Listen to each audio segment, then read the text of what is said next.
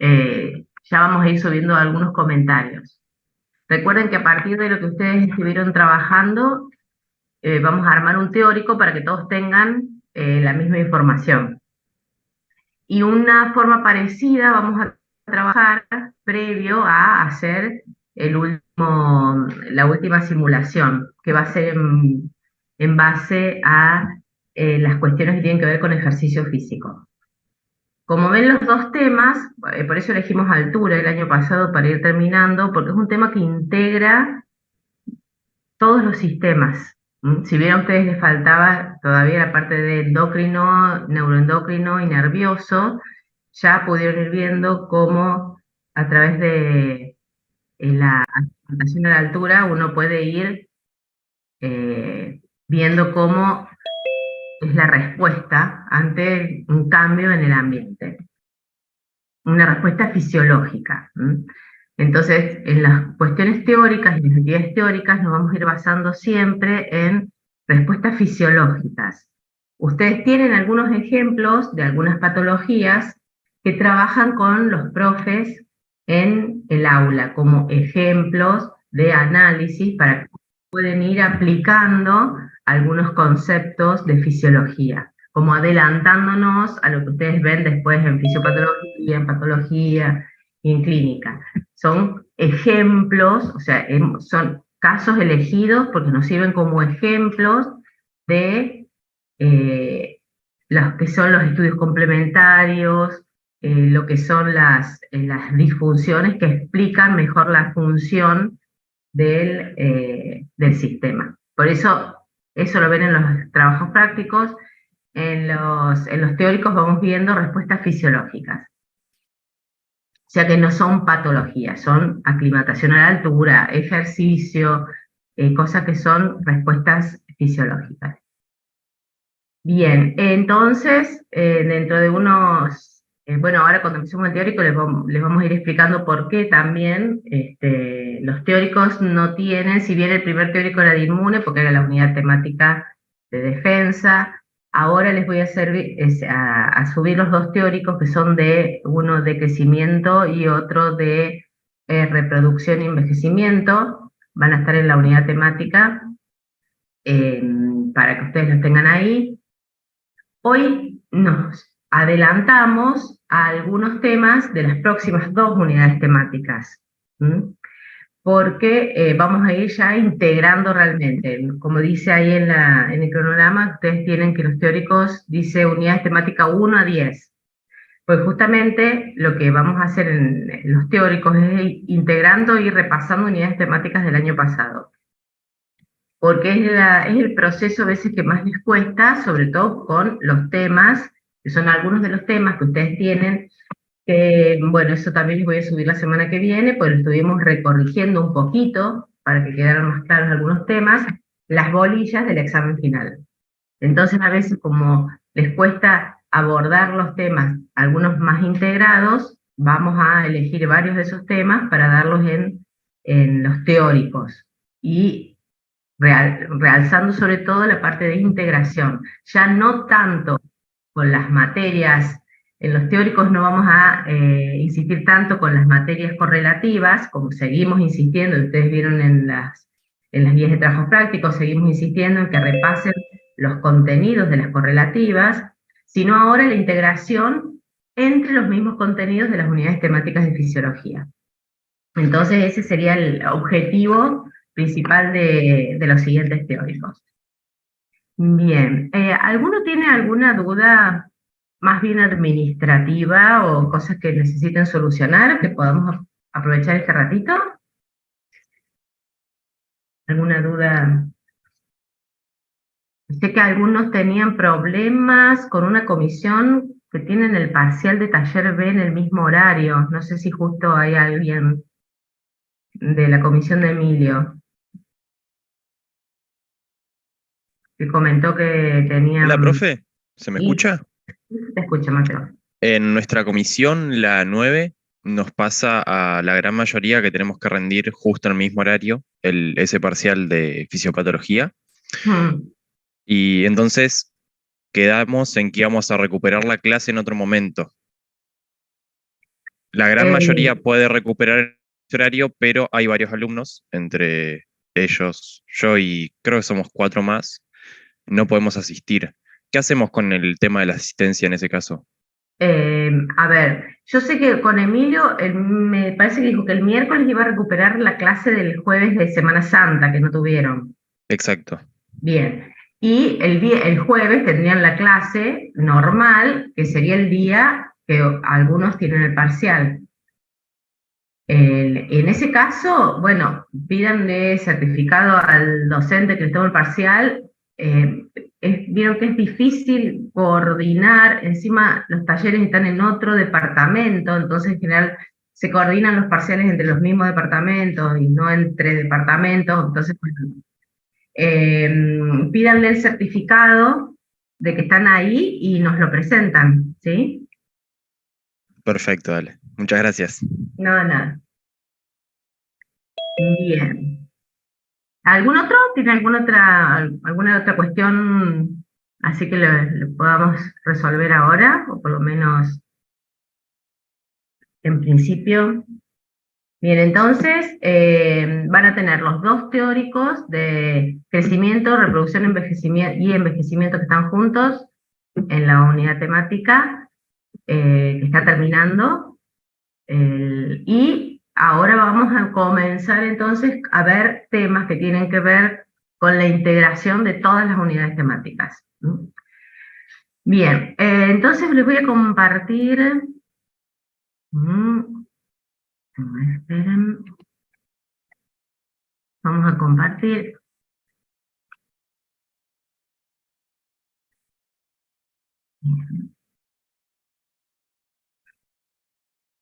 mm,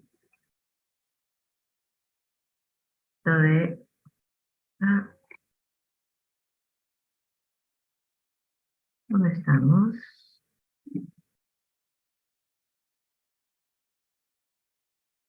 A ver. ¿Se ve bien entonces ahí? Avísenme, porque. Sí, profe. Bien. Fíjense entonces que empieza a aparecer esto, unidad temática 1 y 10. O sea, vamos a ir, algunas de las cuestiones hasta tomamos la misma diapositiva, sobre todo en este teórico, para que ustedes vayan correlacionando. Y esperen que me van entrando los chicos y, no sé si ustedes oyen el ruido cuando los vamos a. Ese es el ruido que les vamos dando de entrada a otros chicos. Vieron que hice hincapié en que hay algunos temas de los exámenes finales, que son los que a veces tienen un poco de problemas, aunque la mayoría, después cuando los vean a los bloques, a lo mejor ya los han tenido porque en la página Fisiología de Libre Acceso están ahí puestos, no son exactamente los mismos, los vamos a corregir un poquito para los exámenes de julio, los vamos a mejorar en función de las dudas que le han ido surgiendo a los chicos que ya han rendido. Pero hay muchos, la mayoría, son integrados. O sea, ya no hay un tema suelto, sino es la respuesta del organismo ante tal situación. Por lo tanto, implica un pensamiento integrador de parte de ustedes para construir, si bien nosotros muchos de los temas se los vamos dando, hay otros que ustedes tienen que volver a revisar e integrar los distintos temas del programa analítico. Por eso ponía esta diapositiva para que vayamos pensando todos estos teóricos a partir de ahora en cómo se integra con otras asignaturas que veníamos ya haciendo hincapié desde el año pasado y al interior de fisiología. Y cuando hablamos entonces del pensamiento integrador y sobre todo en miras a ayudarlos a que ustedes vayan preparando cada uno de estos temas, porque digan, falta un montón para rendir fisiología, falta que regularicemos. Regularizar no les va a costar, no son muchos, tienen solamente que aprobar la otra actividad de simulación, aprobar el parcial que es múltiple opción, o sea que no van a tener, salvo que tengan muy poca disponibilidad de tiempo para estudiar o para participar de las actividades, sobre todo lo que tienen que ya ir pensando, si ustedes son optimistas y que seguro van a regularizar, es en cómo ir preparando y aprovechando el tiempo y las clases para ir preparando los temas del examen final, que es lo que les va a llevar más tiempo. Si ustedes aprovechan este tiempo hasta julio, agosto, pueden presentarse sin problemas. Por eso la idea de ir con los teóricos es ir ayudándolos a organizar esos temas. Por lo menos que se acerquen a los bloques, los vayan viendo y vayan abordando cada uno de esos temas desde esta mirada, desde una forma integradora. Entonces, ¿por qué ponemos ahí definir el problema? Porque para ustedes, cada uno de esos temas que aparecen en los bloques es un problema, básicamente, o una pregunta, un problema. Por lo tanto, primero tienen que definirlo, conceptualizarlo, decir cuál es el concepto básico que aparece ahí. Después, obviamente, conocer el marco teórico o los modelos teóricos que se apoyan en ese tema. Y como tienen que verlo de una mirada integradora, generalmente van a tener varios modelos o varios conceptos teóricos que tienen que relacionar, y por eso ponemos que tienen que articular esos modelos. Y eso los lleva, cuando están preparando el tema, a construir. Por eso hablamos de que el aprendizaje es una construcción de una nueva complejidad, porque van a preparar el tema abordando distintos modelos. ¿Qué los ayuda sobre todo a ir relacionando, ir articulando los modelos o los distintos conceptos? Es el pensamiento causal. O sea, siempre preguntándose por qué, no preguntándose para qué, preguntándose por qué. ¿Cuál es la causa? ¿Cuál es el efecto? Y obviamente siempre insistiendo en esa otra pregunta que se tiene que ir haciendo siempre, que es el cómo. Y cuando hablamos de investigación asertiva, ¿qué quiere decir? Que para cada uno de esos temas que tienen ahí planteados, pueden ir a los libros, revisar esas preguntas o ese modelo causal que es esa secuencia de preguntas que se van haciendo, los va a llevar a buscar, porque va a haber preguntas que no van a tener respuesta en ese momento que están estudiando. Y cuando hablamos de asertivo, quiere decir que la respuesta haga al tema, que no sea poco relativo al tema, porque si no en el examen terminan hablando de un tema distinto, y eso es lo que generalmente se dificulta, porque cuando nosotros les decimos, este no es el tema que tienen que abordar, porque si vos lo lees, lo primero que le decimos es, por ejemplo, hay un tema que es respuesta ante un aumento del volumen efectivo circulante. Entonces, si ahí les dicen, lo primero que tienen que saber es qué quiere decir aumento del volumen efectivo circulante. O sea, eso hablamos de definir el problema, ¿se entienden? Y la investigación, si ustedes no saben a qué le dicen volumen efectivo circulante, es ir a buscar la definición de esa palabra, no de cualquier otro tipo de volumen, no del volumen corporal total, del volumen corpuscular medio, no, de ese. O sea, a eso hablamos con ir y buscar de forma asertiva el tema o los conceptos que les están faltando. Y obviamente el último paso de esto es la metacognición, que ya hemos estado hablando en algunas de las lecciones, que es ponerse a pensar sobre nuestros propios aprendizajes. Entonces, todos esos procesos básicamente son también los que hacemos cuando armamos este tipo de teóricos. ¿Por qué? Porque tenemos que buscar definiciones, buscar modelos teóricos, articularlos, ayudarlos a construir ese pensamiento complejo, y siempre, como les digo, los bloques no se los estamos subiendo ahora a los nuevos para ustedes, porque a partir de los exámenes que hemos tenido, también hacemos revisión de cómo les presentamos los temas, y entonces vamos mejorando la herramienta para que en los próximos exámenes les sea más fácil hacer este proceso. Bueno, con esta introducción, entonces, recuerden siempre que cuando hablamos de modelos, que pueden ser modelos, miren que le decimos un modelo es un dibujo, es un gráfico, es una fórmula, perdón, puede ser un modelo matemático. Por eso cuando hablamos de pensamiento integrador, quiere decir que pueden existir dos modelos y que en esto examinar cada uno y articularlos es como decimos que primero analizamos y después los vinculamos o articulamos. Por lo tanto, se construye algo distinto. Por eso hablamos de que es un pensamiento integrador. Y eso es lo que vamos a intentar hacer en estas próximas diapositivas, a partir de un concepto muy común que usamos todos los días, que es el concepto de estrés. ¿Y por qué lo usamos todos los días? Porque generalmente estamos constantemente diciendo estamos estresados, estoy muy estresado. Entonces vamos a tratar a partir de la fisiología, entender y hacer todos estos pasos que estuvimos viendo. Entonces, primero dijimos que hay que definir el problema. Lo que primero nos tenemos que preguntar es qué es el estrés.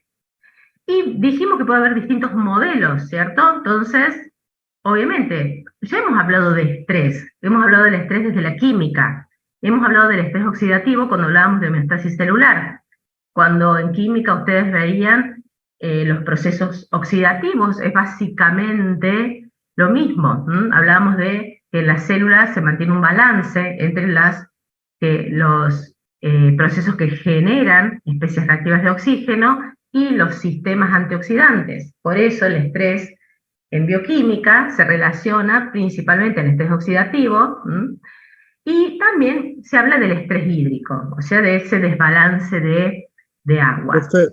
Sí. No quería interrumpir, pero sí. me dijo una compañera que todavía está esperando que la acepten para Ay, entrar. a ver, ay, encima, cuando yo ya estoy acá, me es medio difícil aceptar. Esperen que tengo que salir. Tengo que dejar de compartir. A ver, porque no puedo. Ah, a ver acá en participantes. ¿Si puedo invitar a alguien? No. Estas son las aulas. Estoy indagando a ver si puedo sin salir. Pero no. No. Profe, si no puede hacer participación alguno de nosotros. No, dejo de compartir un minutito y los dejo entrar. No hay problema. Ahí está. Y ahora vuelvo a compartir. Porque no hay forma. Por eso siempre espero estaba acá. Espero un ratito para empezar, porque si no, cuando hay otra de las profes, me va ayudando, pero si no, no. Bien. ¿Volvimos a la misma? ¿Diapo? Bien. Entonces, fíjense que este es un modelo de estrés aplicado a la bioquímica, que nosotros utilizamos cuando hablamos de todos los procesos que tienen que ver con el estrés oxidativo. Van a ver en el teórico de envejecimiento, acá me aparece. Bien. En el teórico de envejecimiento van a ver que una de las teorías que tiene que ver con el envejecimiento hace enfoque en justamente el estrés oxidativo. O sea que sería un modelo del concepto de estrés como desbalance o desequilibrio desde la química. Después también tenemos el concepto, que ustedes seguramente lo vieron en física, ¿sí? Y esto es más, nosotros cuando hablábamos, ¿se acuerdan los primeros teóricos en la unidad temática 2 de los componentes elásticos, de los tejidos? Hablábamos aplicábamos el concepto de estrés en física, que fíjense que ya en física el concepto de estrés, en el modelo físico, dice que es la respuesta que se desarrolla en el material. En el material que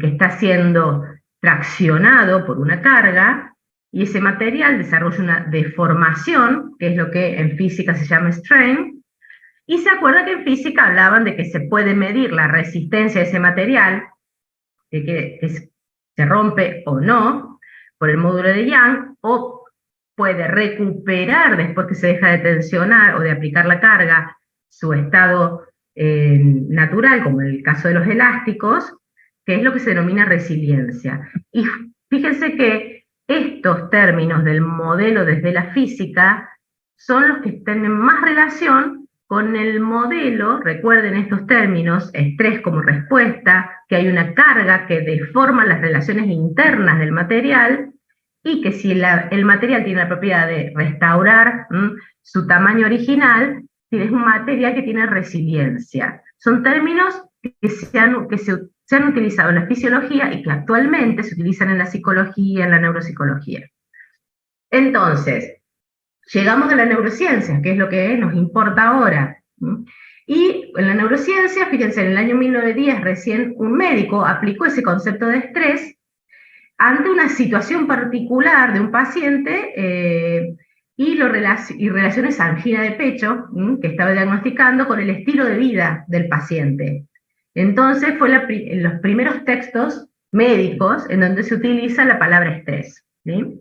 Donde relaciona, fíjense que habla de energía nerviosa que se ve tensada, ¿sí? Y su sistema nervioso sujeto a ese estrés. O sea que ya también identifica una carga, una respuesta, y está identificando también al sistema nervioso como parte de esa respuesta. Y quien comienza a definir un poco más es, nosotros ya hemos visto a Cannon en los primeros teóricos, donde es el que, este es el modelo más conocido de estrés desde la biología, que es la reacción de lucha-huida. ¿Relacionada con qué? Ustedes seguramente en biología o en alguna, bueno, a nivel medio, es lo que más relacionamos con estrés, con el sistema simpático, esa respuesta de lucha o huida. El que construyó ese modelo biológico fue Cannon, y obviamente que estipuló que era una respuesta inespecífica, generalizada, mediada. Él, fíjense, hablaba de un mensajero químico simpatina, que es lo que conocemos ahora como adrenalina, y lo describió como una forma de reaccionar y resistir a fuerzas externas, físicas y también psicológicas. Se incluye que, obviamente, lo psicológico tiene un gran rol en lo que es el estrés. Y habla de una alteración de la homeostasis, y que la respuesta es rápida, se restaura la homeostasis, y que en ese momento él denominó al mensajero químico simpatina. En la misma altura de los acontecimientos, Cannon obviamente es el que nosotros vamos a revisar ahora, que acuñó, ¿se acuerdan?, el concepto de homeostasis. En la misma época que Cannon comienza a hablar de esta reacción rápida, mediada por simpatina, Seyle también está estudiando el estrés y lo denomina síndrome general de adaptación.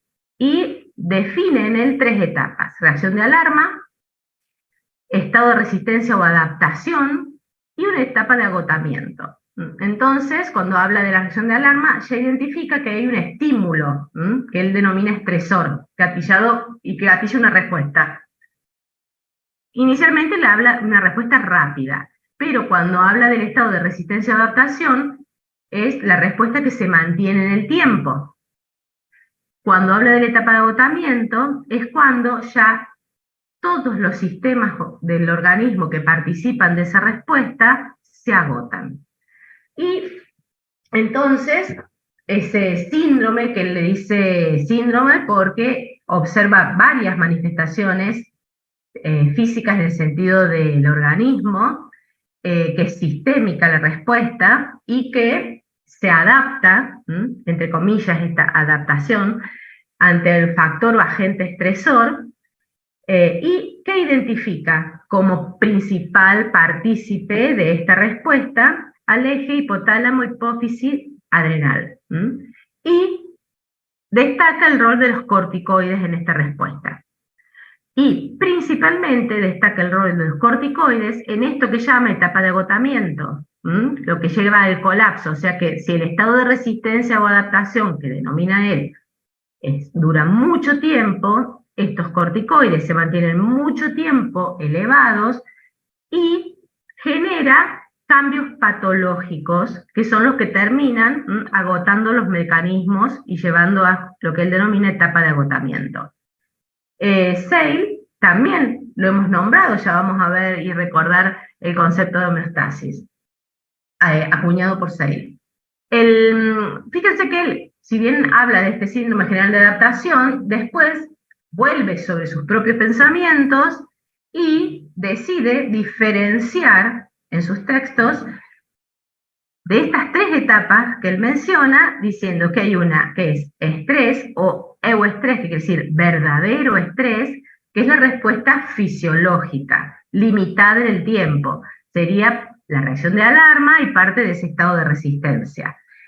Y lo diferencia del distrés, que es cuando la respuesta se vuelve patológica, o sea que cuando se alarga mucho en el tiempo y entra en la etapa de agotamiento, él lo menciona como distrés. Sería más o menos lo que nosotros identificamos en los libros de fisiología o cualquier otro texto como estrés agudo, más o menos lo mismo les digo, ¿sí? Porque no serían exactamente sinónimos, pero participarían más o menos los mismos mecanismos. El euestrés o respuesta fisiológica sería lo que llamamos estrés agudo, y el distrés sería lo que vemos como estrés crónico. O sea que ese distrés ya es patológico y puede llevar esta tríada, que es lo que él encontraba ante esos aumentos de cortisol durante mucho tiempo, que es el aumento de las glándulas suprarrenales, úlceras gastrointestinales y la involución del sistema timolinfático. Por lo tanto, estas tres cosas que ya en el año 70 se sabían, son las que vemos ahora como consecuencias en muchas, sobre todo a nivel del sistema inmune, en el estrés crónico. Entonces, obviamente que se parte de que el estrés es una respuesta. Obviamente que cuando hablamos de estrés, hablamos de el estrés como respuesta fisiológica. Y aparecieron estos dos modelos que obviamente se articularon con el tiempo, porque ahora sabemos que tanto la teoría o el modelo planteado por Searle como el modelo planteado por Cannon son parte de esa respuesta fisiológica.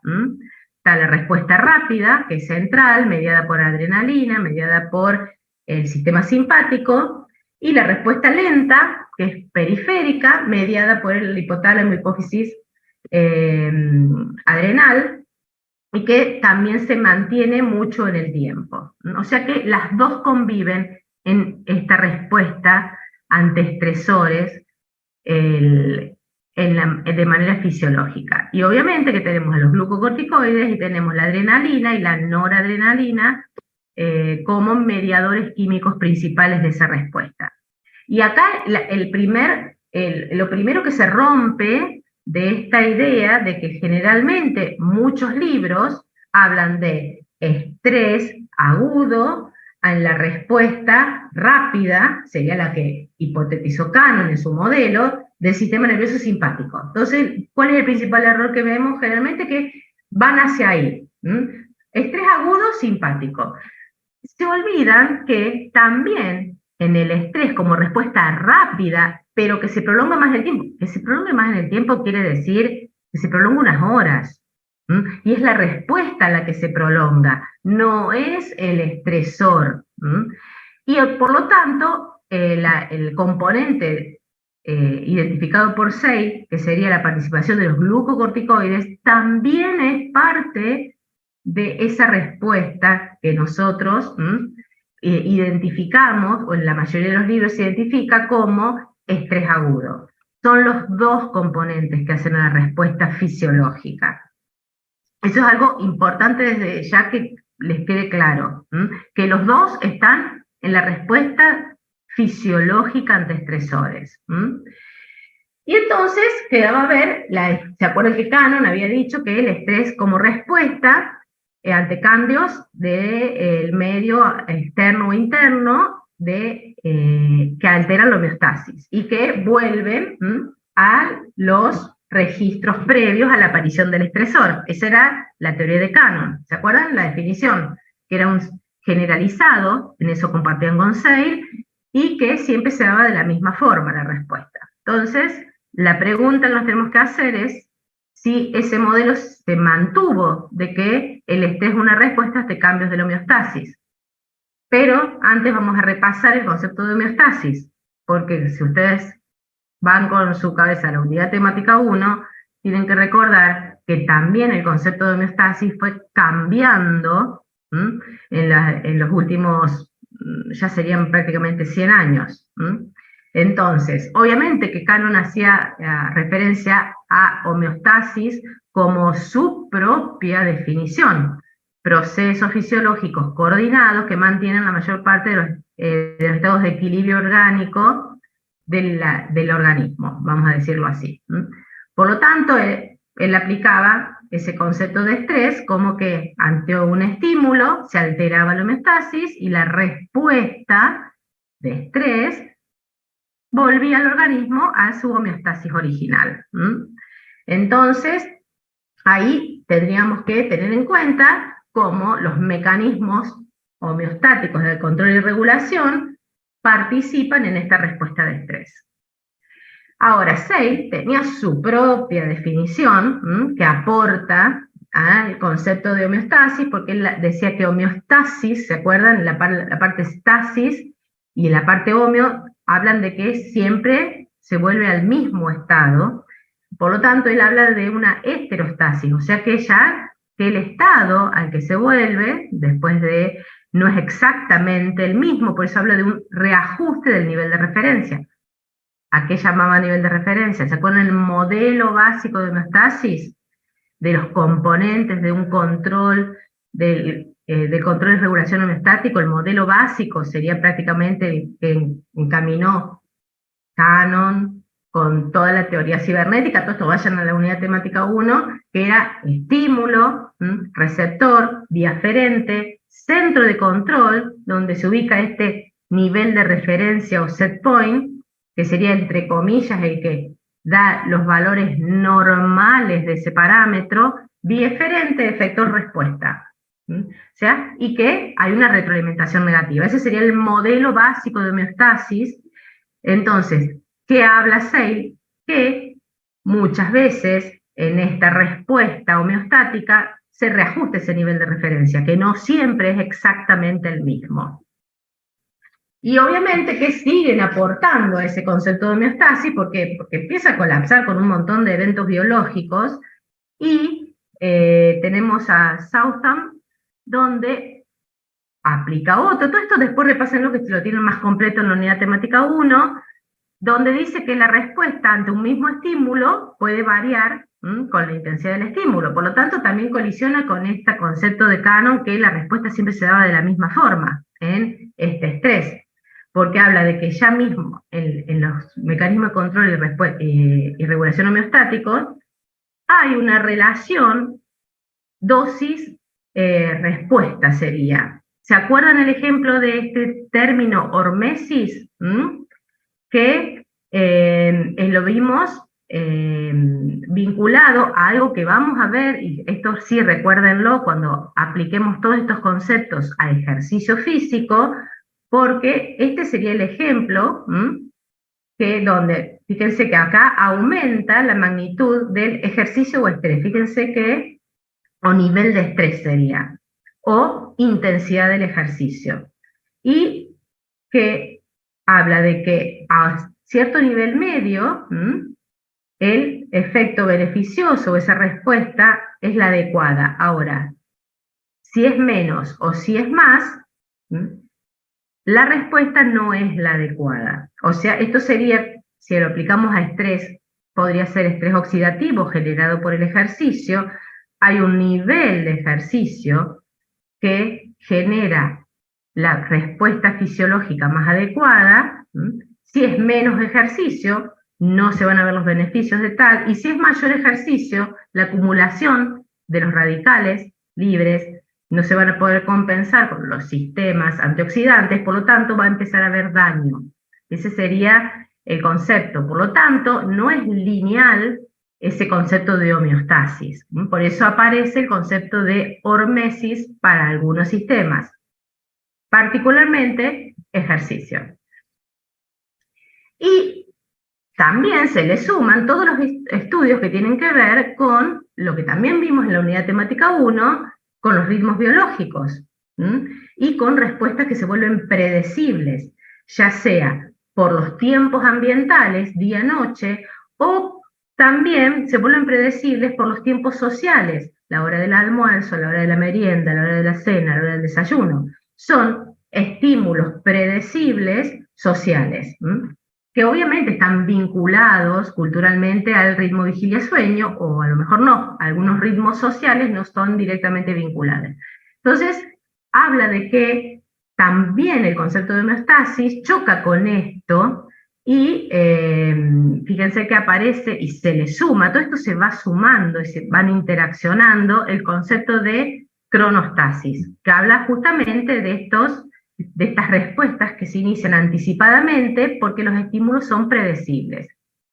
Y ejemplo, tenemos en la digestión, en la regulación de los procesos digestivos, el solo oler un alimento, pensar en el alimento, ver un alimento, genera una respuesta endocrina, neuroendocrina, de activación de la liberación de acetilcolina que activa páncreas, activa y las secreciones de varias enzimas digestivas. O sea que esos serían estímulos predecibles de la hora del almuerzo. Obviamente que hay muchos más complejos, pero sería como un ejemplo fácil de identificar. Por eso aparece el término de cronostasis. Lo paso rápido porque esto ya lo vimos en la unidad temática 1, donde acá ven al típico modelo, que es lo que hablábamos recién, variable o estímulo, el sensor, vía aferente, el centro de control, efector, respuesta, se le suma el estímulo cíclico ambiental. Por lo tanto, también hay que tener en cuenta, en ese caso, la cronostasis cuando estamos integrando todos estos temas. Y, por otro lado, más allá de los estímulos cíclicos, también se observa que en el ciclo vital hay eventos que si ese punto de ajuste o ese set point es único y absoluto y nunca se modifica, y esa respuesta siempre depende de ese set point o nivel de referencia del centro de control, sería, le otorgaría poca adaptabilidad a ciertas circunstancias de la vida, como por ejemplo sería las demandas energéticas en el embarazo, las demandas energéticas en la hambruna. Por lo tanto, se establece el concepto de reostasis en el sentido de que nuevamente, vuelve sobre ese concepto de que no hay un único punto de ajuste, sino que hay situaciones que modifican el punto de ajuste. Eso aumenta sería la capacidad adaptativa. Por lo tanto, fíjense cómo se van sumando cosas. Antes se le sumaron los ciclos o los ritmos circadianos y ahora se suma que tenemos valores de referencia que pueden ser modificados por algunas situaciones en el ciclo vital. Ya mucho más acá, por el año 2000 o 1990, a ver, lo tengo acá, 2016, fíjense que ya esto es nuevo, aparece el concepto de homeostasis adaptativa. En realidad lo que hace Davis es volver a unir todos estos modelos, fíjense cómo se van reconstruyendo los modelos, unos sobre otros, no es que colapsen, sino que se van aportándose entre ellos, se van integrando justamente, y establece el concepto de homeostasis adaptativa, porque habla de que se acepta que hay un cambio de rango, o sea, ya es casi, ya ese concepto de que del rango o set point o punto de ajuste es siempre el mismo, ya quedó totalmente descartado, o sea que ya casi todos aceptan de que ese set point en ese centro de control puede ser modificado, que puede ser ampliado o restringido en forma transitoria, como por ejemplo por los pirógenos de la fiebre. Básicamente ese sería el ejemplo más fácil de poder entender que ese set point puede ser modificado por la presencia de un patógeno. Y por eso habla de rangos adaptativos transitorios, como sería por ejemplo el ejemplo de los pirógenos que generan fiebre. Y entonces aparecen estos, ¿ven? Que este sería el rango normal que se maneja a través de esos mecanismos de control y regulación homeostáticos, y él considera que existen rangos adaptativos dado por situaciones particulares, que sería todo el concepto, suma todo lo que hablamos de reostasis, hormesis, o sea que queda ya el concepto de que el rango, nivel de referencia puede ser modificado por situaciones del ciclo vital, por patologías, como pueden ser, como muestra acá, pirógenos durante procesos fisiológicos como la ovulación o el embarazo, y los propios ritmos circadianos también impactan en ese set point. Y se termina de construir así el concepto de homeostasis, pero principalmente el concepto de homeostasis reactiva. ¿Se acuerdan? Como un gran grupo de respuestas ante cambios en el nivel de referencia, que ahora sabemos que es ajustable, del parámetro. Pero queda un poco descolgado todo lo que es el cambio constante, predecible, de esos ritmos circadianos anticipatorios, que es lo que nos entra dentro del concepto de homeostasis predictiva, porque esas señales que se anticipan generan una respuesta antes de que se modifique el rango que se está regulando. Por lo tanto, ahí quedan esas dos grandes divisiones de homeostasis reactiva, respuesta ante el cambio, y homeostasis predictiva, que es la respuesta que antecede al cambio, por esta capacidad anticipatoria. Entonces, comienzan a estudiarse cuáles son predictores, cuáles serían, que en cierta forma, el ritmo luz-oscuridad sería un predictor de esas variables reguladas. Y entonces, comienza a verse que existen otros predictores, como por ejemplo, que ya los vamos a integrar, por ejemplo, cuando veamos en altura, regulación de la temperatura, que tenemos caída de la temperatura del ambiente externo. ¿Es sensada por quién? Por la piel. Genera una respuesta. Si la ubicamos acá, hay receptores periféricos de termorregulación, en esa termorregulación, que generan una respuesta, pero esa respuesta es mediada por el conocimiento y es mediada por las costumbres o es mediada por el aprendizaje, sería del individuo, o sea, a través de la corteza cerebral, que sería una respuesta conductual. Ir y buscar un abrigo. Eso es una respuesta.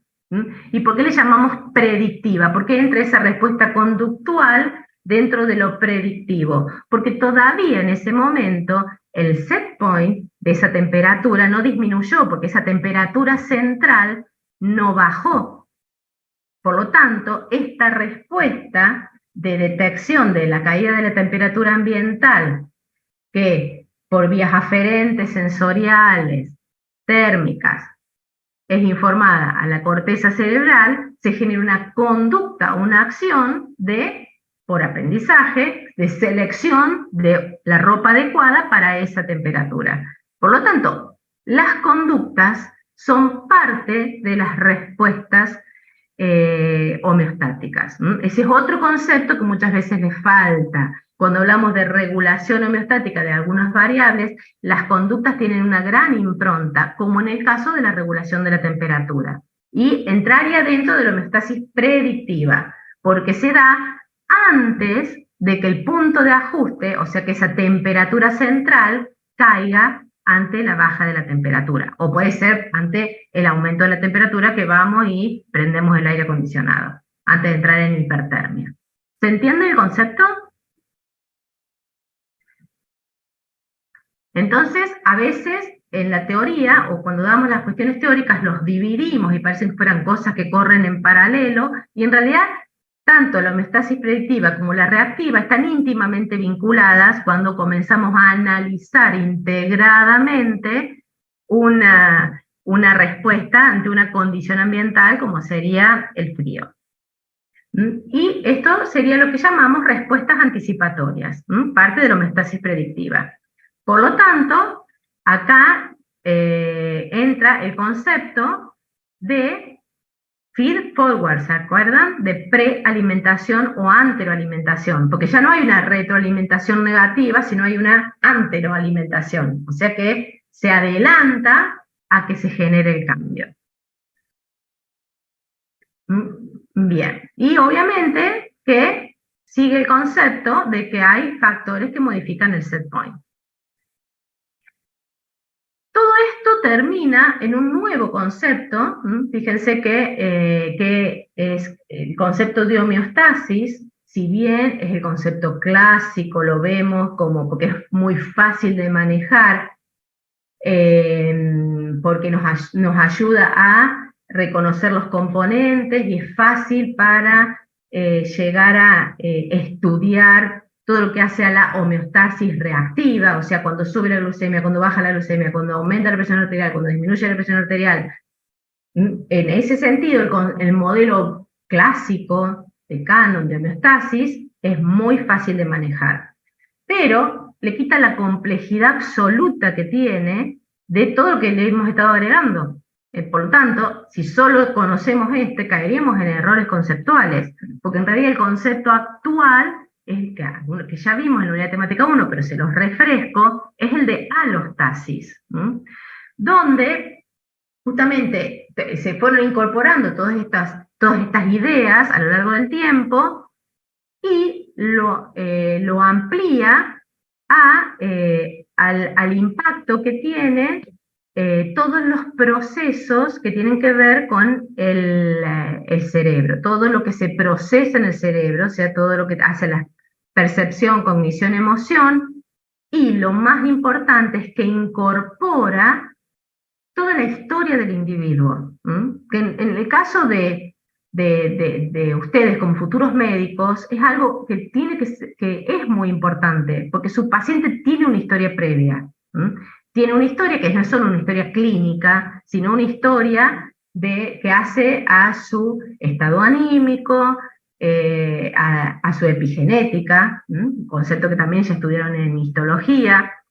Por lo tanto, el concepto de alostasis lo que viene es a complejizar el concepto de homeostasis, principalmente aplicado al hombre, al ser humano. Por lo tanto, habla de que constantemente, primero asume que constantemente estamos respondiendo a las fluctuaciones del medio físico, o sea, del ambiente y del medio social. Y que hay una estabilidad en el organismo fisiológica que se da no solo por ese mecanismo de control homeostático, sino que también integra el sistema cognitivo, emocional, inmunológico y endocrino. Fíjese que acá teníamos a Sale endocrino, a Cannon nervioso, le incorpora el sistema inmune y le incorpora las citoquinas con un rol importante en la mantención de esta alostasis. Y que justamente una cosa importante es que incorpora el concepto de que constantemente estamos respondiendo de forma anticipatoria, gracias a estos procesos cognitivos de memoria y de emociones, ante eventos que consideramos predecibles. O sea que es como que aúna toda esta información, la integra y de ahí surge el concepto de alostasis. Y obviamente surge el concepto que vamos a terminar viendo en uno de los teóricos de psico, neuro, endocrino, inmunología, porque hace justamente a todas las patas de este modelo de alostasis, que sería el concepto de homeostasis más complejo. Y hay que pone con un rol central, fíjense, a todos los procesos que se dan en el cerebro. Hay si quieren entrar, después de cuando les suban el teórico, está en castellano, o sea, está traducido, se me fue, traducción simultánea, en YouTube, que justamente es muy lindo oírlo porque justamente aplica y explica en sus palabras el concepto de alostasis y cómo se aplica a la salud, al concepto de salud. O sea que es muy linda entrevista, así que les digo que si tienen tiempo, es un ratito nada más, así que lo pueden oír, que les va a ayudar un montón a volver a revisar este concepto que quedó allá. ¿Por qué se los traigo ahora? Porque quedó allá en la unidad temática 1, y es sobre lo que vamos a trabajar todos estos teóricos. Entonces, dijimos, los dos modelos que quedan sería el de homeostasis y el de alostasis, que tienen, fíjense, no son, a ver, ¿cómo decirlo? No son excluyentes, sino el de alostasis incorpora al de homeostasis. Por eso no se contradicen entre sí, sino que suman cosas. Este sería el modelo más básico. El de homeostasis, modelo básico, fíjense que le suma la capacidad de predicción, de que tenemos conocimientos previos, por lo tanto, esa predicción afecta a ¿qué? Ese concepto que fue cambiándose de que era un set point rígido a un set point, y que puede entonces, como el ejemplo de ir a buscar el abrigo ante una situación de frío.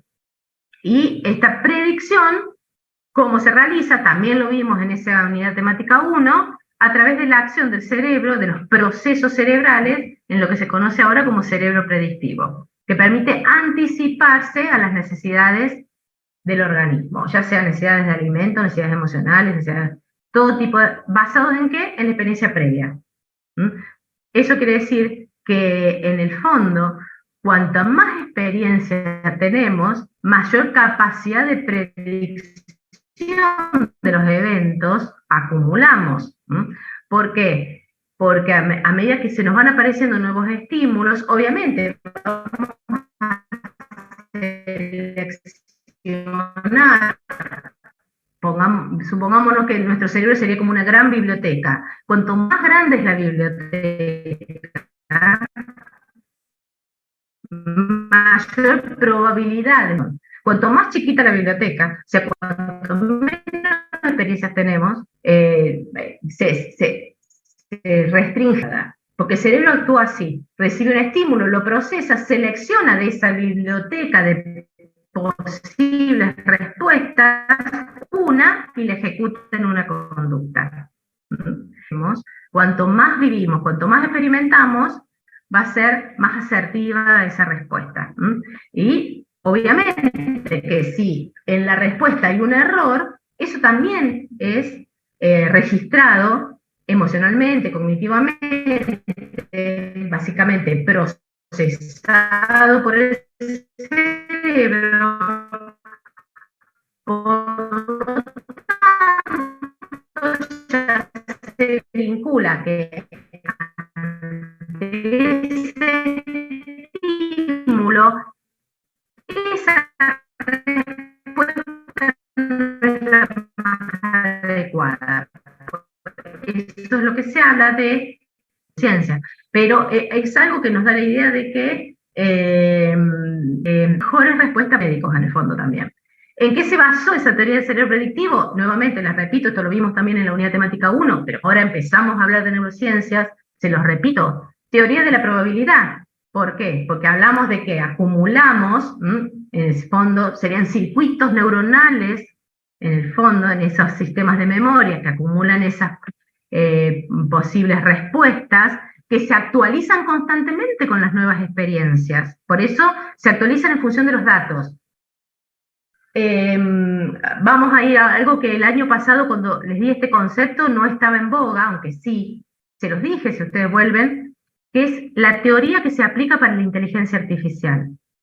Ahora está en boga, porque hace un mes que estamos hablando de inteligencia artificial. Justamente en eso se basa. Por eso el ChatGPT, el GPT-3, sí, porque el 4 no está, se basa en qué quiere, que nosotros le aportemos datos, porque que están a través de la regla de Bayes, la teoría de la probabilidad de Bayes, ¿qué hacen? Van actualizando constantemente los datos. Cuanto más datos tengan, la respuesta va a ser más asertiva. O sea que básicamente la inteligencia artificial se basa en ¿qué? En cómo funciona el cerebro justamente, y se aplican estas teorías para poder explicarlo. Por lo tanto, nuevamente, vuelvo al concepto de que cuantos más conocimientos, más experiencias, mayor probabilidad de que la respuesta que demos sea la adecuada.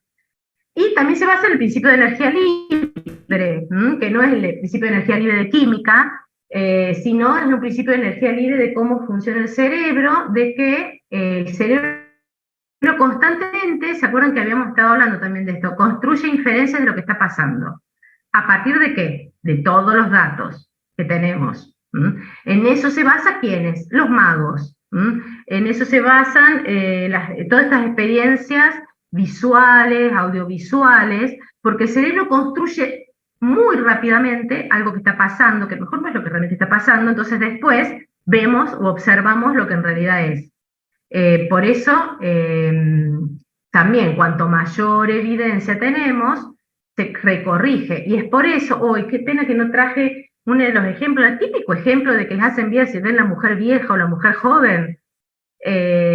Algunos ven la mujer vieja, algunos ven la mujer joven. ¿Por qué? Porque en sus cerebros, ese cerebro predictivamente responde a partir de lo que se conoce, de lo que ya tiene. Por eso lo usan mucho los psicólogos a esto.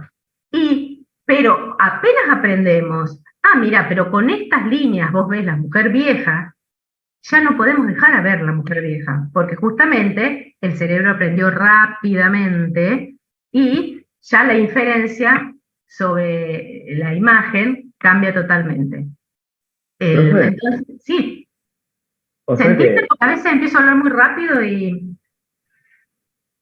con esto que decía de las imágenes estas que están dando vueltas en internet como la mujer vieja y la mujer joven, ¿no tiene nada que ver entonces con el predominio del cerebro izquierdo o del cerebro derecho? Porque normalmente te aparece como... Sí, porque en realidad en el procesamiento hay un predominio del cerebro derecho y del cerebro izquierdo, pues depende si es más creativo, si es más matemático, están como las funciones del cerebro como divididas, pero siempre se trabaja de la misma forma. Porque si tu cerebro, más allá de que hay un área del cerebro que es más matemática y tenés toda tu impronta, o sea, todos los modelos que tenés son matemáticos, obviamente vas a identificar algo desde ese punto de vista, tu realidad va a ser vista desde ahí, porque todos tus modelos y ese cerebro, tu propio cerebro, construye todas las inferencias del mundo real desde lo que conoce, desde lo que tiene, desde lo que va construyendo durante toda su vida. Otro que tiene un artista, tiene otras formas, porque si ustedes apliquen, son los mismos principios, pero por eso se dice generalmente que hay tantas, en el fondo, realidades como personas existen, porque la percepción del mundo externo es una construcción de nuestro cerebro. ¿Se entiende?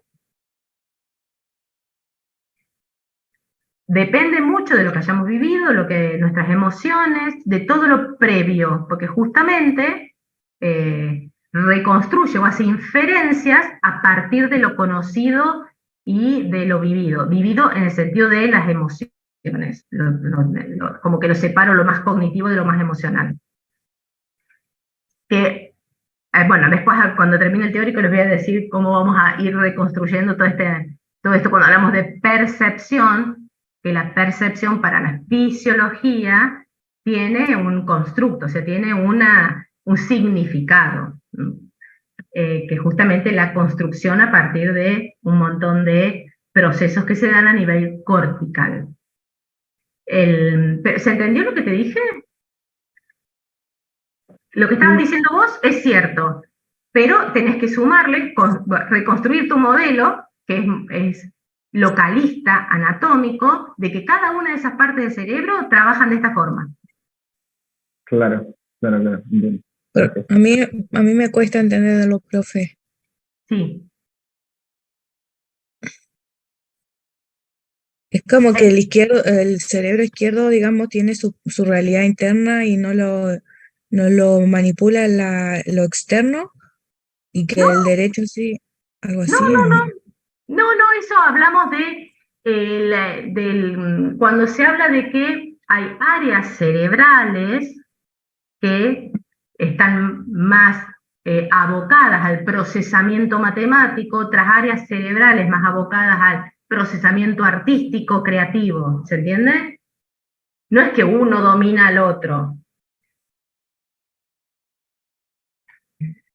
Si bien se habla, entre comillas, de un cerebro dominante, un hemisferio dominante, pero sobre todo también para la parte del control motor. Por eso hablamos de, ¿ay, sos zurdo o sos diestro? Ujú. Pero nosotros ahora estamos hablando del procesamiento general. Después vamos a llegar, en unos teóricos más adelante, a hablar de cómo se procesa en cada una de las áreas. Pero en todas las áreas se procesa de esta forma. ¿Se entiende? Este es un concepto general para cualquier Ujú. área del cerebro. Ujú. Después vamos a ver hablar de el concepto de cerebro dominante, de cuando hablamos de creatividad, ¿de qué estamos hablando? De qué parte del cerebro está funcionando con cada actividad. Pero todas funcionan de la misma forma y todas funcionan integradamente. La cuestión es eso, si comprendieron que el cerebro siempre está construyendo lo que está pasando en el exterior a partir de las experiencias que se tienen. Y que cuanto más experiencias que se tienen, esa construcción va a ser más asertiva, va a ser mejor, porque constantemente se está moldeando. Obviamente que la etapa del ciclo vital en la que más se moldea son los primeros años de vida, por eso son los más importantes. O sea, el momento en el que más se construyen todos estos modelos. También vamos a hablar de, ustedes vean el teórico de crecimiento y después vamos a vincular crecimiento con todos estos temas. Pero estoy adelantando, ahora sigamos con esto así.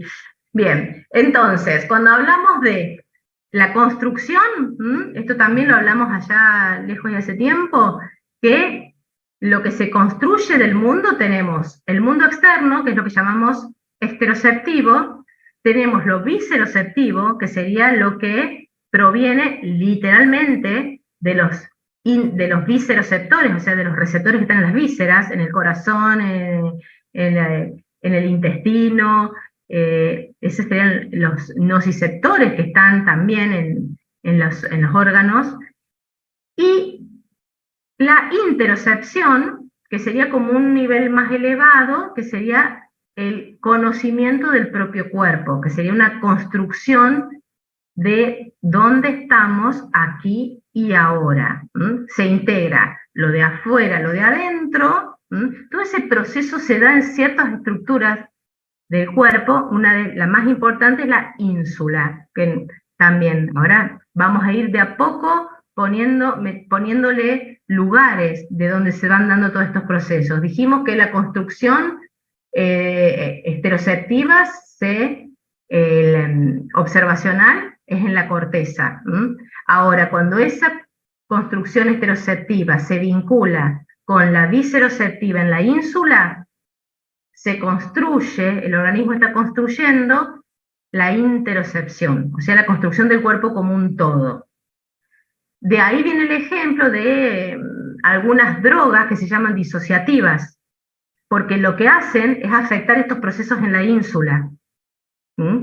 Entonces esas drogas disociativas son las que te hacen parecer que estás en otro lugar. Destruyen esa conexión entre los estímulos externos, la esterocepción, la viscerocepción y esta construcción del yo en la ínsula. O sea que se sabe que muchas drogas actúan ahí. Muchas patologías psiquiátricas también se dan por alteraciones químicas en ese lugar. Por eso también es importante tener estos conceptos.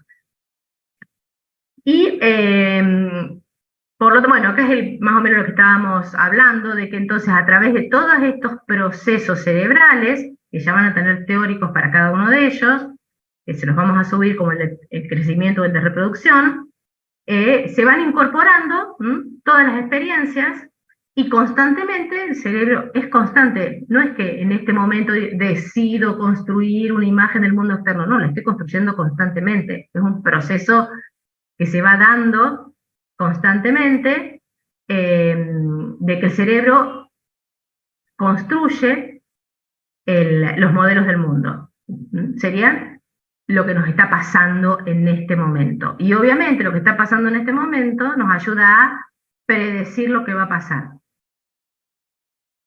Por lo tanto, todas las respuestas de las que hemos estado hablando hasta ahora, sobre todo a nivel homeostático, tienen como centro el cerebro.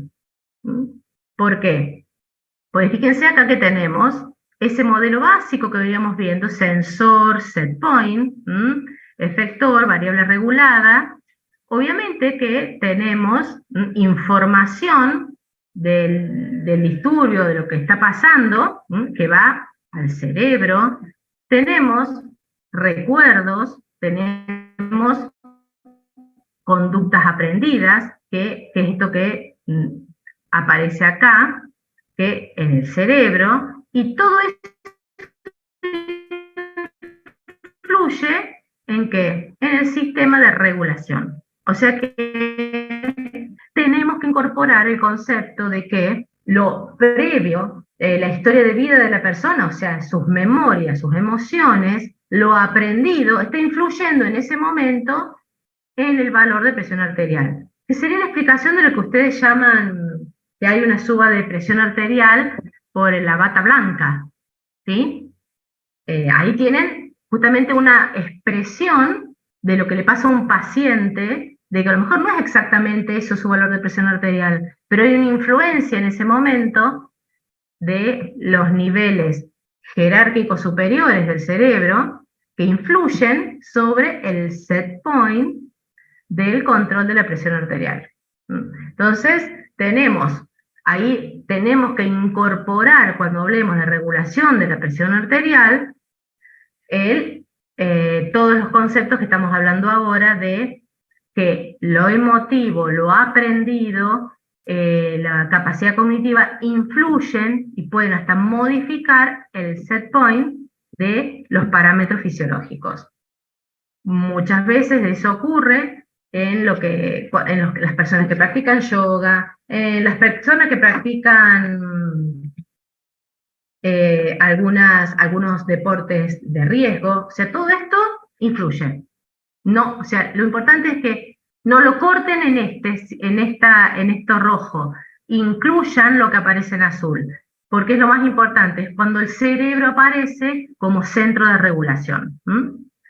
Bien, todo esto que les dije está explicado acá, y es lo que vimos en el teórico. Vuelvan al teórico de la UT1. Lo importante acá es que estos procesos se explican a través de que esos circuitos que favorecen la aclimatación, la adaptación, han sido seleccionados a través de la evolución del hombre, y ahí aparece lo que se conoce como teoría del cerebro triuno, que lo explicamos también en el teórico, en el primer teórico, que se acuerdan, es la teoría que dice que las funciones vitales, ¿sí?, que comparten todos los vertebrados, se ubican ¿en dónde? En las regiones más basales del cerebro. Por eso tenemos todos los núcleos que tienen que ver con las regulaciones, donde están los lugares de set point o de niveles de referencia, en el tronco, bulbo, protuberancia. Algunos centros hipotalámicos que regulan la sed, que regulan la osmolaridad. Después tenemos el paleomamífero, que se le llama, sería el cerebro de ratón. Paleomamífero, ¿por qué? Porque el impacto que tiene el desarrollo de esa nueva estructura por encima del tronco, que sería el sistema límbico, influye sobre la regulación de las funciones vitales. Y después tenemos el neomamífero, que es el que aparece en el hombre, en simios superiores del hombre, que es la corteza cerebral, que también tiene un montón de vías eferentes que regulan el sistema límbico y que regulan al tronco. Por lo tanto, ese sería el fundamento evolutivo y anatómico de por qué no se puede desligar a cualquier regulación de un parámetro de lo que está sucediendo en el sistema límbico y en la corteza cerebral, o sea, las emociones, las memorias y el sistema cognitivo. Bien, obviamente que a eso, además, le tenemos que agregar la sincronización de los relojes, o sea, todo lo que tiene que ver con el ritmo, vigilia y sueño. Entonces, volvemos a la pregunta original, eso que planteó Cannon y Seil, del estrés como respuesta, ya no hay dudas, ¿sí? Ahora, esa respuesta es ante cambios de la homeostasis. Revisamos el concepto de homeostasis, vimos que el concepto de homeostasis que tenía Cannon ya no es el mismo, que es mucho más complejo. Por lo tanto, lo más certero o acertado es decir que el estrés es una respuesta ante la presencia de un agente estresor. Es más sencillo, es más seguro, porque si no hay un agente estresor, no hay respuesta. Es estímulo-respuesta. Por lo tanto, decimos agente estresor, respuesta, estrés. Esos agentes estresores ya los hemos estado nombrando. O sea, los definimos como que estímulo o conjunto. Por eso decimos un estímulo y no, a veces son un conjunto de estímulos. Fíjense que pueden ser externos o internos, que son los que generan el estrés. ¿Cómo lo hemos estado clasificando? Todos han ido hablando de que son físicos, vinculados al ambiental, y psicosociales, o sea, psicológicos vinculados a eventos sociales. ¿Qué quiere decir que estén omnipresentes? Que constantemente estamos recibiendo estímulos estresantes, constantemente. De ahí el concepto de que a veces confluyen, por eso no son mutuamente excluyentes, no es que sea un estímulo es o físico o psicológico. La mayoría de las veces actúan conjuntamente.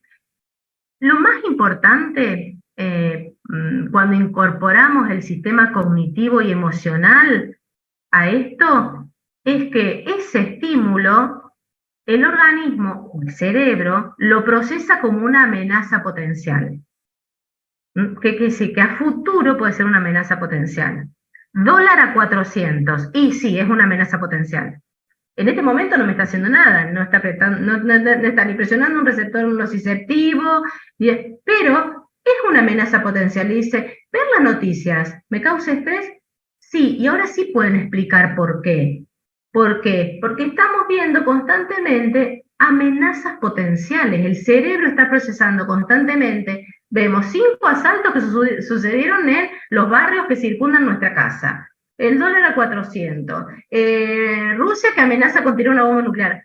Obvio que nos afecta. El cerebro procesa toda esa información como amenazas potenciales. ¿Se entiende el concepto? Que no es que solamente por eso hablábamos de que son omnipresentes. Constantemente estamos recibiendo estímulos potencialmente estresores, porque son amenazas potenciales. Y otra característica de esos estímulos estresores es que obviamente tienen intensidad distinta, duración distinta, y la predictibilidad es distinta, o sea, ese cerebro va a procesar de distintas formas cuánto esa posible amenaza, cuánto nos puede afectar. Nuevamente, lo que sí aparece es el cerebro, donde como integrador de toda esta respuesta.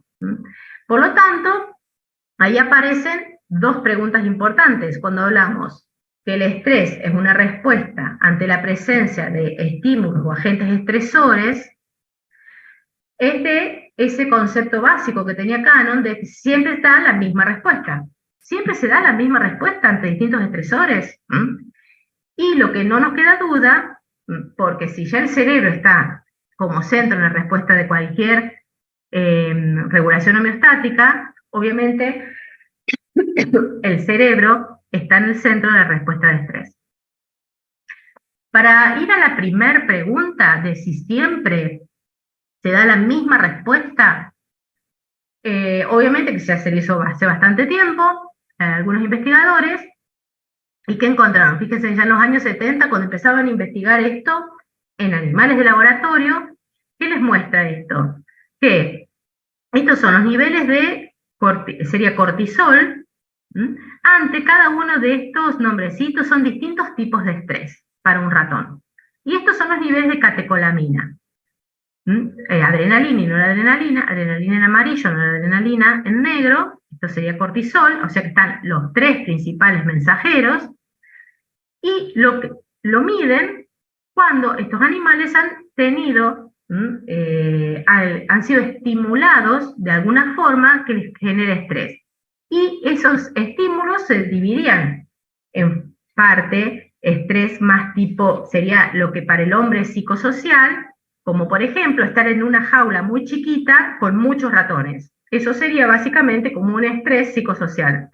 El estrés físico sería cuando los ponen en agua y tienen que nadar, o los apoyan en una placa caliente. Sería como si nosotros estuviéramos pisando algo caliente. Estrés físico. Lo que sí encontraron es que no se responde estos serían marcadores bioquímicos del estrés, el aumento del cortisol, el aumento de la adrenalina, la noradrenalina, representarían marcadores bioquímicos de esa respuesta, de ese estrés, y que encontró que los estímulos psicológicos son más potentes que los físicos para activar el eje hipotálamo-hipófisis adrenal. O sea que todos los estímulos que tengan que ver con lo psicosocial activan principalmente el eje que libera el cortisol. Y lo que sí encontraron a su vez es que existen diferencias individuales, lo que hace a ese concepto de que la historia de cada individuo, por más que estos eran ratones, son casi todos primos hermanos, viven en el mismo bioterio, se encontraban diferencias individuales. Mason es el primero que habló entonces de psiconeuroendocrinología, porque vinculó este tipo de estrés psicosocial con procesos del sistema nervioso y endocrinos, tratándolos o construyendo un solo concepto, que es lo que hablábamos. El estrés es agudo, pues todos estos son estrés agudos, lo tienen un ratito y lo sacan. Activan los dos sistemas, ¿sí? El sistema simpático y el eje hipotálamo hipófisis adrenal. Dependiendo del tipo de estrés, es mayor la respuesta adrenal o la respuesta simpática.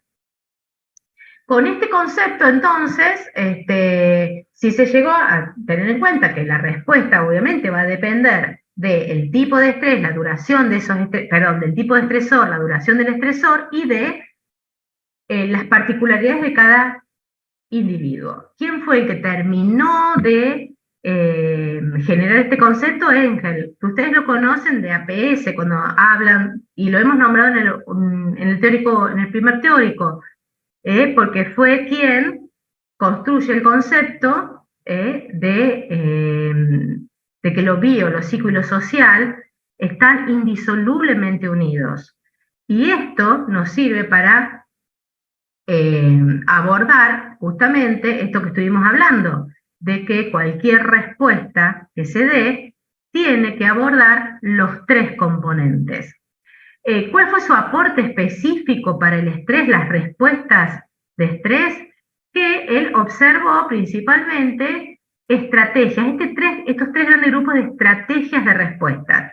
Lucha, huida, se lo he puesto en inglés también porque a veces lo van a encontrar en inglés. Lucha, huida, que fue la primera de Cannon, se mantiene. Conservación o retirada, desmayo o parálisis. O sea que ante un estímulo estresante hay personas, dada su psicología, su historia, van a desmayarse o van a quedarse paralizadas frente a un estímulo estresante. Generalmente ese desmayo se da por lo que conocemos como síncope vasovagal. Entonces fíjense que ya vamos encontrando todo esto que en un texto tenemos que ir vinculándolos con procesos fisiológicos, con estructuras anatómicas. Obviamente que ustedes ya saben por APS y por Medicina y Sociedad que es quien aportó la visión de la medicina psicosomática y el modelo biopsicosocial. Chicos, no sé si me están, porque no tengo abierto el chat. Bien. Bien. Entonces, él es un importante aporte a la visión de estrés. El otro que hizo un importante aporte es Lazarus, Porque incorpora dos procesos importantes que vamos a ir estudiando en esta respuesta de estrés, que es el concepto de appraisal o evaluación del estímulo, que es ahí donde participan los procesos emocionales, cognitivos, en el procesamiento del estímulo. De ahí que cada individuo responde de una manera diferente ante un estresor. Y lo otro importante que incorpora el concepto de estrés es los recursos de afrontamiento o coping, que sería que cada individuo, por eso además es distinta la respuesta, porque la percibe por esa evaluación del estímulo o appraiser de forma distinta, y a su vez el conjunto de herramientas, la palabra que tenemos es la caja de herramientas que tiene cada individuo para dar respuesta a ese estímulo, es distinta. ¿Por qué? Porque sus procesos cognitivos, sus procesos emocionales son distintos, su historia de vida es distinta. Por lo tanto, el recurso de afrontamiento o coping va a ser distinto. O sea que introduce estos dos conceptos que son muy importantes. Por último, el que reúne nuevamente y retoma a partir de todos estos conceptos ya aplicados a estrés, del rol central del cerebro en la respuesta de estrés, es McEwen. ¿Por qué? Porque ve que todo esto que estuvimos hablando, el cerebro es quien procesa la información, analiza los recursos cognitivos, emocionales y genera la respuesta. Por lo tanto, el cerebro está tanto en el centro de cualquier respuesta de regulación homeostática como de cualquier respuesta ante estresores, o sea, está en el centro de la respuesta de estrés. Y incorpora dos conceptos. Uno es el de carga alostática. Fíjense que ya habla de carga alostática, o sea que él aborda el tratamiento del estrés ya desde el concepto complejo de alostasis, donde tenemos las patas. ¿Cuáles son las patas? ¿Se acuerdan? El cerebro, que él dice es central en la respuesta, endocrino, nervioso e inmune. Y entonces habla de esa carga alostática que representaría el costo energético de estar constantemente respondiendo a estímulos estresores. O sea que eso genera una carga, sería el costo energético, literalmente energético, ¿sí? Para cada individuo. Porque constantemente estamos dando respuesta a esos estresores. Estamos procesando los estímulos estresores, nuestro cerebro, y el cerebro también está procesando posibles respuestas. Y obviamente que el costo energético va a depender de qué? Del estilo de vida de la persona y de la vulnerabilidad genética. Y ahí nuevamente viene la historia de vida, la epigenética. Y lo diferencia del concepto de sobrecarga alostática. Es cuando la energía que se está consumiendo en dar respuesta o en esa adaptación ante los estímulos estresores es grande, es larga en el tiempo y que excede la energía que incorpora normalmente el organismo, se genera un desbalance y a eso le llama sobrecarga alostática. Y es ahí cuando aparecen los parámetros fisiológicos alterados: hipertensión, hipercolesterolemia, obesidad, diabetes. O sea que todo esto está relacionado con un montón de patologías. Y fíjense que entonces ya se termina de construir el concepto, porque en el fondo diríamos estrés agudo, carga alostática o estrés, de allá del concepto de Seil, y diríamos estrés crónico, sobrecarga alostática, distrés en el concepto de Seil. Fíjense cómo se van complejizando, pero lo mismo vamos encontrando una sinonimia en esos conceptos. Por lo tanto, nuevamente aparece el cerebro, en el modelo, este es un modelo construido por él, muy sencillo, en esta respuesta ante estímulos estresores. Fíjense que habla de importante cómo es percibido el estímulo, o sea, ese appraisal, ¿se acuerdan? Esa evaluación cognitiva, ¿sí? Y obviamente que va a generar respuestas fisiológicas que, obviamente esas respuestas fisiológicas tienen una carga alostática. ¿Por qué? Porque las respuestas fisiológicas ante ese estímulo estresor generan un costo energético, pero que obviamente la evaluación y el costo energético dependen y son diferentes para cada persona, dependen de su experiencia, de la epigenética, de la situación social, y obviamente que se generan respuestas conductuales, y aquí está nuevamente, las conductas siempre como respuestas. No olvidarse que las conductas son respuestas, tanto homeostáticas como para las respuestas de estrés. Entonces, en este eje, fíjense, nuevamente volvemos a ese grafiquito que vimos antes. Concepto de homeostasis, el más sencillo, el de alostasis, donde se fueron incorporando un montón de conceptos, y acá que tenemos, ¿se acuerdan el último? La capacidad de predecir del cerebro, de anticiparse, que modifica la respuesta, se agrega todo lo que es la historia de vida, lo que está codificado genéticamente, la epigenética, o sea, a qué estuvimos expuestos, en realidad a qué estuvieron expuestas nuestras abuelas, que puede haber modificado algo en los genes, y obviamente el estrés. O sea que fíjense cómo se va modificando todos los conceptos y cómo el concepto de alostasis permite incorporar todo lo que estuvimos viendo. Y a su vez, fíjense que se puede incorporar el concepto de sobrecarga alostática. ¿Y por qué está en este otro color?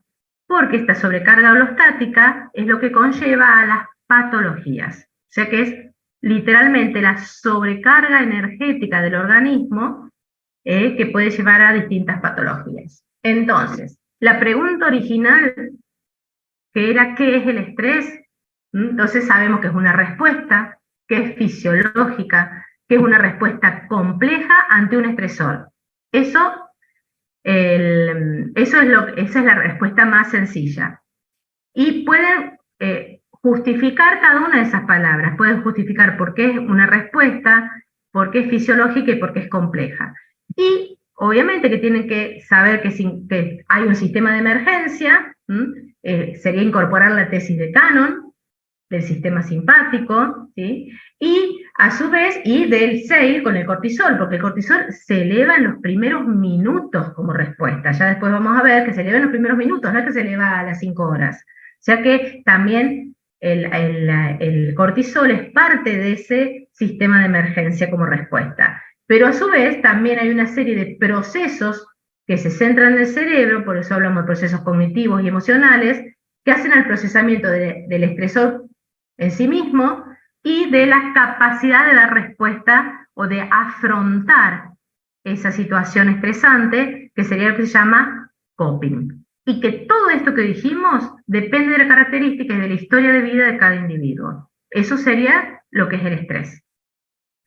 Por lo tanto, en ese modelo general de estrés que tenemos, y ya hemos definido qué son los estresores, los tipos de estresores, hemos hablado de que las características personales que influyen desde la genética hasta lo cultural, ¿sí?, del individuo, impactan en qué, en eso que llamamos evaluación cognitiva y emocional del estímulo, y se generan las respuestas, respuestas que pueden ser netamente fisiológicas, que son las que identificamos rápido como aumento de la frecuencia cardíaca, aumento de la frecuencia respiratoria, disponibilidad de glucosa para los músculos para huir. Conductuales, esto que hablaba Engel, parálisis, lucha, huida, serían las respuestas conductuales. Emocionales, que sería el procesamiento emocional y cómo se resguarda ese conocimiento en la memoria, y cognitivas, principalmente todo lo cognitivo y lo emocional hace a la evaluación de las posibilidades de afrontamiento. Y en estas respuestas siempre hay una jerarquía, que es lo que hablábamos de la aplicación del cerebro T1. Hay una jerarquía, lo cognitivo, lo emocional en el sistema límbico, las funciones vitales en el tronco, que se dan todas simultáneamente. Y a veces algunas son bypaseadas, a veces la respuesta la construcción de la respuesta es tan rápida, porque fue tan impredecible el estímulo, como que ir caminando, podemos venir caminando, mirando con un ojo a ver si no aparece una moto, el ruido de la moto, que a ver, miramos la moto, bueno, no me asusta, no me pueden robar, pero de repente por el otro lado nos aparece un perro ladrando. Y ahí sentimos el aumento de la frecuencia cardíaca, el aumento de la frecuencia respiratoria, la sensación de miedo. O sea, ¿por qué? Porque en el otro veníamos pensando, el cerebro venía evaluando la probabilidad, era predecible dada la situación y dependiendo por dónde estemos caminando, si es de día, de noche. Ahora, nuestro cerebro no venía considerando que de la verja que estaba delante iba a salir un perro. O sea que ese estímulo estresor impredecible va y pasea lo cognitivo y va directamente al sistema nervioso autónomo y da la respuesta fisiológica. Vamos a entrar en detalles en el próximo teórico del cómo se da todo esto.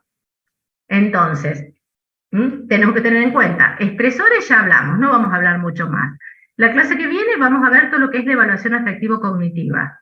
O sea que vamos a entrar en la percepción, las emociones, la memoria. Después vamos a hablar de las estrategias de afrontamiento, que serían las herramientas que tenemos para afrontar, que también es parte de la evaluación cognitiva. La respuesta, o sea, eso de la respuesta fisiológica, conductual, endocrina, y vamos a tener siempre en cuenta que son dependientes de cada persona, y el estado de salud, porque dijimos que si esto se prolonga en el tiempo, es de alta intensidad, el resultado del estrés que es fisiológico pasa a una sobrecarga alostática y distrés. Por lo tanto, vamos a ver cuáles son las consecuencias que pueden llevar a un estado patológico, esos efectos nocivos. Principalmente sobre qué. Alguna disfunción somática que llamamos, por ejemplo, algo que lo vamos a aportar desde el sistema inmune y desde lo que tiene que ver con la nutrición. Cognitivo-psicológico, algún ejemplo, que ese estrés crónico influya, por ejemplo, en el estado de ansiedad. Afectación del sistema reproductivo y crecimiento, que vamos a hablar de cómo el estrés crónico, esa situación de distrés, altera los ejes de reproducción y cómo el estrés durante el crecimiento va a impactar en todos los niveles anteriores. O sea que eso es lo que vamos a ir viendo durante los siguientes teóricos. Por lo tanto, a partir del concepto de estrés, vamos a ver una respuesta homeostática y una respuesta ante el estrés. Y vamos a ir, entonces, integrando, que es lo que más a veces nos cuesta. Y cuando hablamos de llegar al distrés, no vamos a hablar de la patología, sino cómo esa sobrecarga alostática lleva a un cambio. ¿Por qué? Principalmente porque, ¿se acuerdan que hablamos que la carga alostática es el gasto energético que se va compensando? Pero la sobrecarga es cuando el gasto energético, dadas las situaciones, esos estímulos estresores constantes de larga duración, de gran intensidad, a veces son solo por gran intensidad la sobrecarga alostática, como puede ser una cirugía, lleva a que el gasto energético del organismo supere los ingresos, y ahí es donde, ¿se acuerdan este primer modelo que vimos de sistema biológico y de un organismo, donde hablamos de que la energía generada se utiliza en la homeostasis, en la comunicación, en la reproducción y en el crecimiento? Bueno, obviamente que si tenemos una sobrecarga alostática, el organismo tiende a ¿qué? Con la carga energética que tiene, mantener la homeostasis. Por lo tanto, se van a ver alteradas por disminución del gasto energético en el crecimiento, en la reproducción y a veces en la comunicación, que sería el estado de ansiedad o alguna otra patología que lleve. O sea que fíjense que, volviendo al primer teórico que tuvieron, los volvemos a retomar esos conceptos para reconstruir el concepto de homeostasis, y de homeostasis pasar al de alostasis, el de alostasis al de estrés. Y entonces, a partir de los siguientes teóricos, vamos a ver todos estos temas que tenemos acá. aplicados. Ya vamos a ver los conceptos de los procesos aplicados a estas situaciones. Bien. No sé qué hora es. Ah, bien, perfecto, 2:30, así pueden ir al teórico de Pato. Bueno, entonces, sí, Juan, te leo.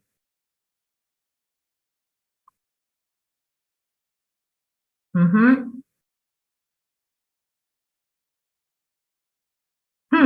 Les vamos a avisar el lunes, como las clases, todas las actividades empiezan el martes, les vamos a avisar a ver si los docentes, porque en realidad es como un acuerdo entre los docentes.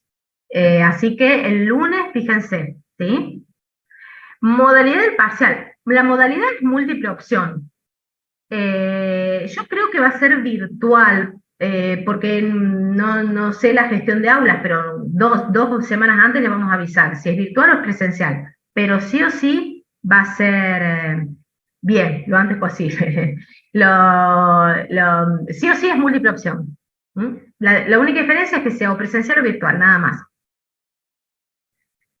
Bien, entonces ahora van a tener subidos dentro de un rato este teórico, el de crecimiento, el de reproducción e envejecimiento, que ya ahí van a tener, léanlos, vamos a aplicar lo que hablamos ayer, también hace muchos meses, del flipped learning.